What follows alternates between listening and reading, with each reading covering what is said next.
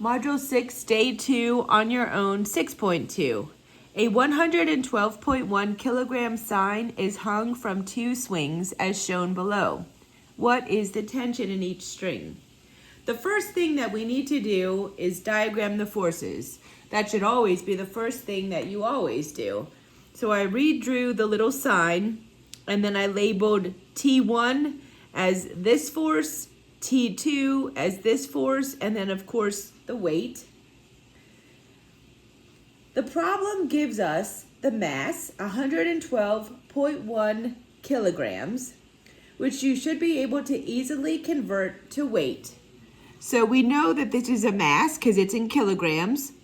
So then we have weight equals mass times gravity.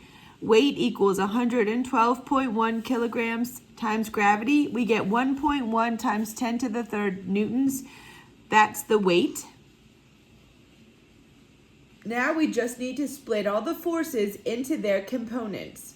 And once again, let's realize that T2's angle, this angle right here, or this angle right here, depending on how you look at it, must change to conform to the standard vector angle. So again, we have our positive x-axis here. So if I would extend the line, it would go here. So this is 50 degrees, no worries. This is 35 degrees minus the 180 if we extended that x-axis this way. So it's 145 degrees, that's the angle that we're using. And then obviously weight is straight down. So we know that is 270 degrees. So then we break our first tension up into X and Y, our second tension up into X and Y, and then our weight into X and Y. Now we have to sum up the forces and set them equal to 0 for each dimension. So let's start with the X dimension. I have that in green. So you can see we have 0.643 times T1 minus 0.8192 times T2 plus 0 equals 0.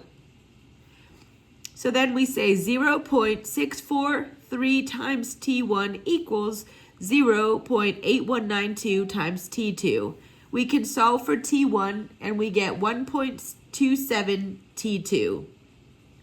So now we have to go to the Y dimension, and I have that in red. We're going to sum all of that up and add that to 0.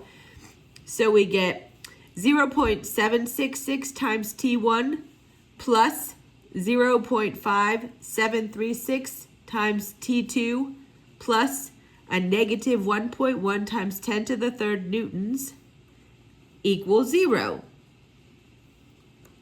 Equals 0. So now when we see the T1 and the T2 in there, we have two unknowns. We're going to use the first equation where we solved for T1 to find out T1 equals 1.27 times T2. So we're going to substitute this in for this T1. So we get 0.766 times 1.27 times T2 plus 0.5736 times T2 minus 1.1 times 10 to the third newtons equals 0. When you multiply these two together, you get 0.973 times T2 plus 0.5736 times T2 equals 1.1 times 10 to the third newtons. So then you get 1.547 T2 equals 1.1 times 10 to the third newtons. When you divide both sides by 1.547, you get T2 equals 7.1 times 10 to the 2 newtons. Well, we're still not done. We know that the second tension, this one right here, or this one right here, was 7.1 times 10 to the second newtons. Now what we need to do, we need to plug this value for T2 back into this equation so that we can solve for T1. So T1 is 1.27 times the value we just calculated for T2, 7.1 times 10 to the second newtons, and we get T1 equals 9.0 times 10 to the 2 newtons, which is this value right here, this one and this one. So this tells us that the tension in the first rope is 9.0 times 10 to the second newtons. The tension in the second rope is 7.1 times 10 to the 2 newtons.